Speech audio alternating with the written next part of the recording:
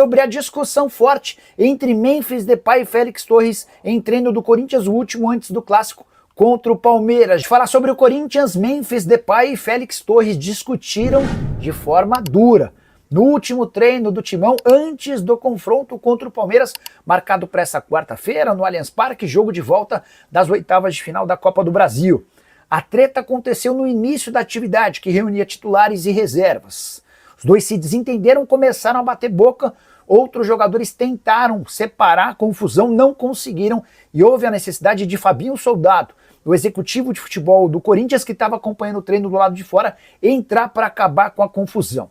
O clima ficou tão ruim que o Dorival Júnior decidiu encerrar essa atividade de titulares contra reservas e levou a equipe principal para um outro campo, para um trabalho tático climão. Eu não acho que isso vai fazer diferença na partida contra o Palmeiras. Até porque há coisas muito mais importantes num Palmeiras versus Corinthians e Corinthians versus Palmeiras do que uma discussão entre um reserva, o Félix Torres, e o titular, o Memphis Depay. Mas é importante fazer esse registro, informação que foi divulgada nesta terça-feira pelo site Globo Esporte. Só para completar, em relação ao Corinthians, vale a lembrança de que o Memphis já havia se desentendido com o Gustavo Henrique em março desse ano, no intervalo de um jogo contra o Barcelona de Guayaquil na Libertadores da América. De qualquer forma, apesar dessas duas confusões, o que eu escuto de relatos de pessoas que trabalham no Corinthians é de que o Memphis tem uma relação até que boa com os demais atletas, apesar de uma série de condições no seu contrato muito melhores do que a do restante do elenco, entre outras coisas, o custo de 6 milhões de reais por mês e prêmios estratosféricos. Mais um blend de informações aqui no canal Café do Setorista com informação exclusiva para você. O Corinthians agendou uma reunião com o Santos Laguna para tentar evitar o transfer ban e resolver a dívida em relação a Félix Torres. Está cogitada até a devolução do jogador. Vou te contar essa história, informações de bastidores para você. Vamos também falar nesse blend de informações. Outra notícia relacionada: renovou o contrato? Gustavo Henrique é o próximo? E o lateral português, hein? O Corinthians fez proposta por ele, se interessou pelo lateral de 32 anos. Vou te contar essa história agora. Agora deixa o hype também, que é bastante importante aí, tá? Para você deixar o hypezão aí nesse vídeo e apoiar o canal Café do Setorista. Vamos lá falar muito do Coringão. Olha só, primeiro quero começar pela renovação do Bidu. Matheus Bidu, né, encaminhou a renovação de contrato com o Corinthians.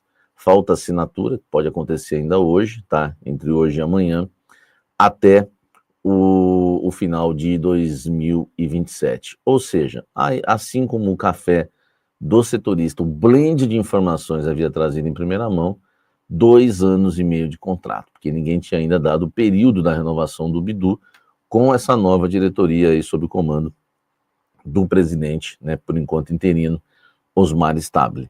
Então o Bidu renova, tá, por 2 anos e meio, e eu já falei para vocês, o Corinthians decidiu renovar por 2 anos e meio com o Bidu, porque o Bidu apresentou 3 propostas de clubes brasileiros interessados no seu futebol. O Bidu que tinha contrato com o Corinthians até o final desse ano, então já podia assinar um pré-contrato com qualquer outro clube. Apresentou as propostas, levou 2 anos e meio de renovação, tá, gente? Então, houve realmente aí colocado na mesa, tá? Não foi blefe do Bidu, e por isso que o Corinthians resolveu, né, se antecipar e renovar com o jogador. Gustavo Henrique, uma reunião agendada, e a ideia do Corinthians também é fechar com o Gustavo Henrique até o final de 2027, tá? Mesmo acordo, né, que ofereceu aí para o Matheus Bidu, que eu trouxe o período de contrato em primeira mão, já trago para você também em relação ao Gustavo Henrique. Precisa ver se ele vai querer 2 anos, ou se quer 3, ou se quer 1. Ainda não vimos a parte do jogador, mas as coisas estão avançadas e a reunião acontece na próxima semana, já para quem sabe o Corinthians bater o martelo e também renovar o contrato de Gustavo Henrique. Por enquanto, só esses 2, no restante ainda não há interesse do Corinthians na renovação contratual, tá certo? Deixa o like aqui, ó, junto com o hype, e vamos seguir falando muito do Sport Clube Corinthians Paulista. Dedo no like. Olha só, vamos seguir, né, falando muito do Coringão. Acreditem, é hora de lutar.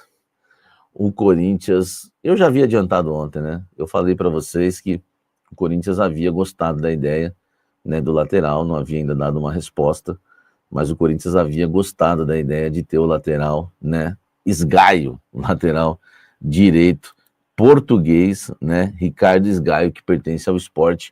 Eu já havia antecipado para vocês ontem que havia um interesse do Corinthians no jogador que foi oferecido. Tanto que abriu-se a negociação, né, o Corinthians fez uma proposta salarial ao Esgaio, que gostou dos valores e está interessado em jogar no Sport Clube Corinthians Paulista. O jogador tem 32 anos, tá?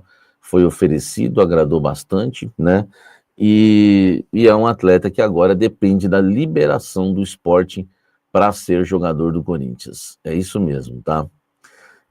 Eu vou deixar para opinar depois, né? Porque o Corinthians até agora parece que resolveu, tá com uma maldição na lateral direita, né? Renova com o Fagner, empresta o Fagner, renova 5 anos com o Maná, compra o Mateuzinho por um valor absurdo, enfim.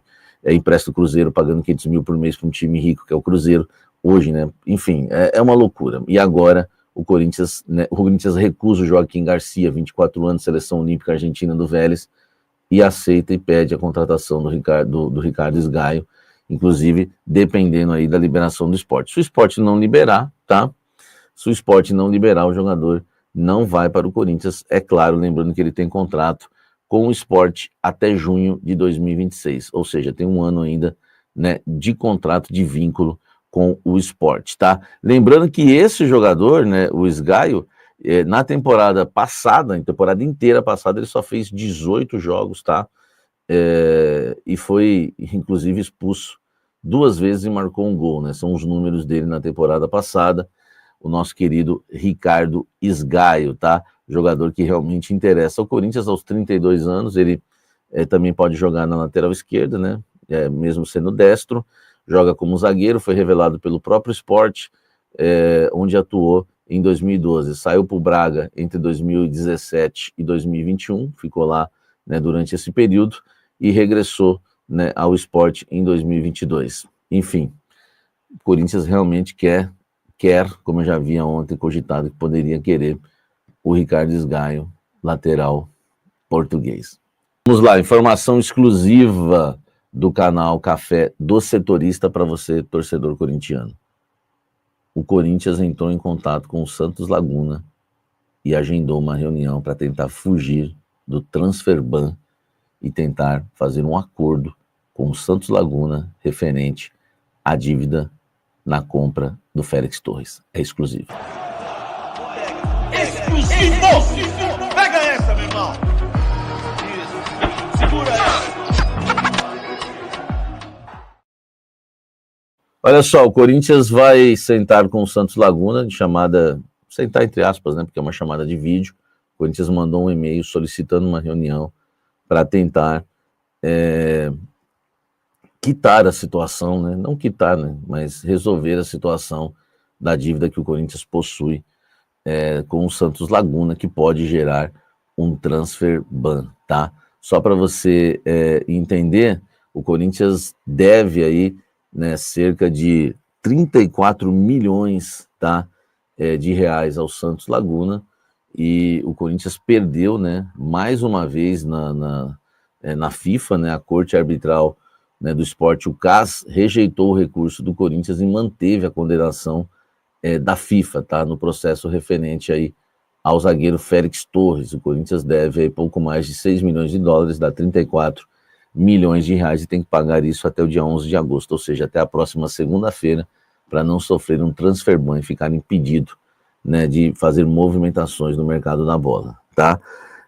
O caso, instância máxima, né, para esse tipo de processo, deu razão aos mexicanos, obrigando o Corinthians a pagar os valores. O que o Corinthians fez? O Corinthians não tem 34 milhões, né, para pagar até a próxima segunda-feira. O Corinthians entrou em contato com o Santos Laguna por e-mail, tá? E solicitou uma reunião com os mexicanos. A ideia do Corinthians, a primeira proposta do Corinthians vai ser parcelar, né? Fazer uma composição, parcelar essa dívida de 34 milhões, dando uma entrada e parcelando o restante, né, com o Santos Laguna, alegando que é uma nova diretoria, né, que lamenta muito pelo ocorrido, e lamenta mesmo, né, foram dívidas deixadas pelo Augusto Melo, e o Corinthians vai tentar. Não está descartada outras possibilidades, tá? Inclusive, né, caso eles não aceitem de maneira alguma parcelar, o Corinthians, né, pode inclusive sugerir se eles aceitarem a devolução do jogador, né? O famoso ficando elas por elas, né? Lembrando que o Corinthians pagou uma parcela, né? Deu uma entrada aí de 2 milhões de dólares e financiou o restante, depois pagou acho que a primeira parcela, depois não pagou mais nenhuma. Então o Corinthians pode até cogitar uma devolução, caso eles queiram. Caso eles queiram também, o Corinthians, né, pode envolver até algum jogador na troca, enfim, numa venda, né, algum jogador que possa interessar ao Santos Laguna. O Corinthians vai tentar de qualquer maneira, né, 6,5 milhões de dólares não é pouca coisa, nós estamos falando de 34 milhões de reais, e o Corinthians vai tentar de todas as maneiras resolver essa pendência para não sofrer o transfer ban, porque grana agora, meu amigo, à vista, essa grana o Corinthians não tem.